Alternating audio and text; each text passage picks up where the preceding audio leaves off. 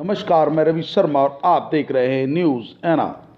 झांसी जिले की गरौठा विधानसभा के पूर्व विधायक व बुंदेलखंड के सपा के कद्दावर नेता दीपनारायण सिंह यादव ने किसान आंदोलन के दौरान हुई हिंसा के संबंध में कहा कि यह विवाद लोगों की परेशानी के कारण भी हो सकता है।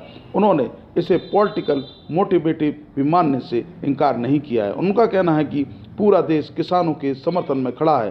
किसानों की वाजिब मांगों पर सरकार को ध्यान देना चाहिए। लोकतंत्र की मूल भाषा है कि वो लोगों की बातों को सुने। लोगों की भावना को ठेस पहुंचाने का काम सरकार का नहीं है।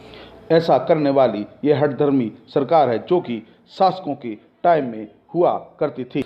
उन्होंने कहा कि बिल सरकार द्वारा पेश किया गया है, इसे सरकार बाद में भी पेश कर सकती है। सरकार को चाहिए कि अभी विरोध के कारण किसान बिल को वापस ले ले और जब लोग व किसान इसको अच्छी तरीके से समझ जाएं तब इसे लागू कर दे। वहीं बजट के संबंध में पूर्व विधायक ने कहा कि हर बजट की ओर जनता देखती है। ये देश की जनता का पैसा है जो टैक्स के रूप में जनता सरकार को देती है। बजट किसानों के विकास के लिए शिक्षा, स्वास्थ्य व जनता के हितों को ध्यान में रखकर बनाया जाना चाहिए। अगर ऐसा बजट सरकार पेश करती है तो विचारधारा के विपरीत वह इसका समर्थन करेंगे, लेकिन मेरा मानना है कि बजट में गरीब हितों के साथ उद्योगपतियों को बढ़ावा देना व बजट होगा।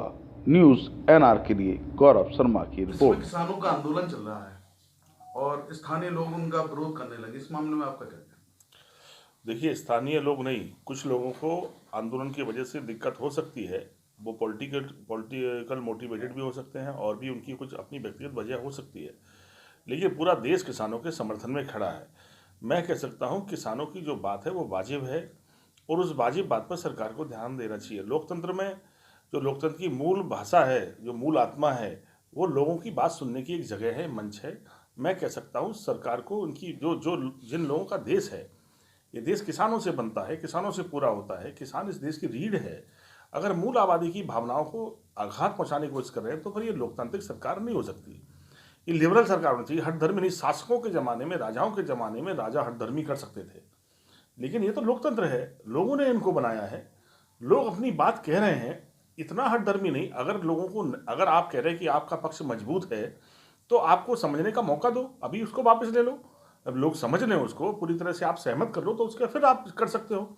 देखिए, हर बजट की तरफ देश की जनता देखती है, क्योंकि बजट का पैसा किसी की जागीर का पैसा नहीं है। बजट का पैसा भी लोगों की दिए हुए टैक्स का पैसा है। उसमें 90% पैसा गरीब किसान मजदूरों का है, जो दैनिक जीवन की उपयोग करने वाली चीज़ें हैं, इन पे हर चीज़ पे जो टैक्स पे कर रहे हैं लोग, जीएसटी के रूप में या किसी अन्य कर के रूप में। आप इनकम टैक्स छोड़कर बाकी सारा भार कहीं ना कहीं देश की जनता का पैसा है। वो 90% उसकी बड़ी बड़ी संख्या है। तो मैं कह सकता हूँ कि जब जनता के पैसे का फैसला लेना है सरकार को, तो गरीब कैसे उठे, किसान कैसे मजबूत हो, कैसे हम अच्छी पढ़ाई के साधन बना सकें, गरीब किसान मजदूर के बेटों को सबको बराबर की शिक्षा मिल जाए, सबको स्वास्थ्य सेवाएं मिल जाए, कैसे कोरोना से लोग बचें और आगे कोरोना से ग्रसित ना हों, बल्कि और बीमारियों से भी हम कैसे बच सकें। बजट की मूल भावना ये है कि लोगों की जान कैसे बचाई जा सके, वो तरक्की के रास्ते पे जा सके। अगर इस रूप में बजट खर्च होता है, बजट आता है, तो मैं विचारधारा के खिलाफ होने के बाद भी समर्थन करूंगा। लेकिन जहां तक हमें उम्मीद है आज भी कि बजट में कुछ बातें गरीबों के लिए कही गई होंगी, लेकिन अधिकांश बजट जो है बड़े उद्योगपतियों को सहारा देने की कोशिश होगी। ये जो पिछले बजट आए हैं उनमें भी आप देखेंगे कि 50% से अधिक बजट उन पर खर्च करने की कोशिश हुई है, तरक्की का सपना दिखाकर, जिनको आवश्यकता नहीं थी, बल्कि जिनको आवश्यकता है बजट उन पर खर्च होने की जरूरत है। और मुझे उम्मीद है कि अगर बजट इनके इस पक्ष में आएगा तो समर्थन करेंगे, वरना बजट का विरोध करेंगे।